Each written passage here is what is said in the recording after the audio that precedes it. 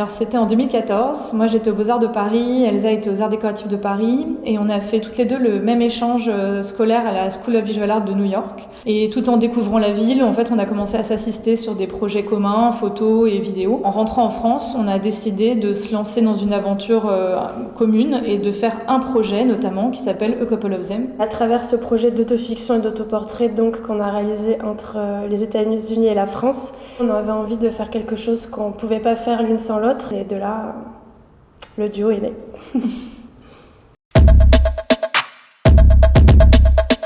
The Timeless Story of Mormorland a été réalisé sur un mois. On a voyagé en fait dans toute l'Allemagne du Nord, on a traversé le pays en voiture et on s'est arrêté dans une quinzaine de régions et de villages allemands.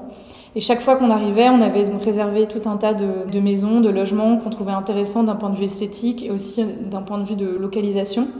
Et en fait, on a vraiment recréé un univers cinématographique, mais aussi très familial autour de ces lieux dans lesquels on a vécu en moyenne 3 à 4 jours à chaque fois. Et donc c'est une série qui a été réalisée en argentique, donc ça c'était aussi un enjeu pour nous, puisqu'on s'est inspiré avec ce projet en fait de l'imagerie de famille, de l'imagerie en fait de la photo trouvée en brocante, etc. Et on avait envie justement de recréer un monde imaginaire et un peu surréaliste, un peu comme le film Big Fish de Tim Burton, qui invite en fait le spectateur à voyager, à faire ce voyage que nous avons fait. Tous les personnages dans nos photographies, ce sont nous qui les incarnons. C'est un peu comme un puzzle magique, c'est-à-dire qu'on va s'imprégner de notre imaginaire personnel, de souvenirs qu'on peut partager ou de personnes qu'on a vues dans nos vies séparées, et aussi de personnes qu'on peut observer dans la rue, et notamment en fonction des lieux où on se rend.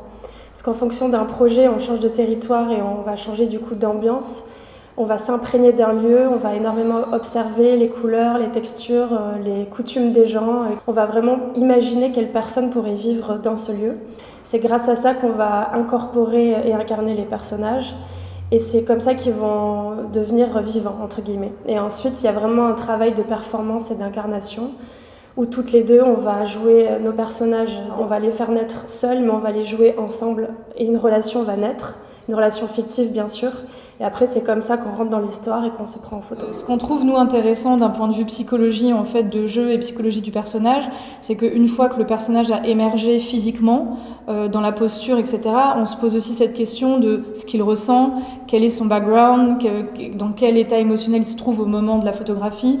On retravaille, en fait, nos séries photos vraiment comme on travaille parfois des storyboards de films. Ce qui nous permet aussi d'intégrer dans cette série notamment des natures mortes et des paysages qui viennent en fait lier les personnages et les mises en scène les unes avec les autres.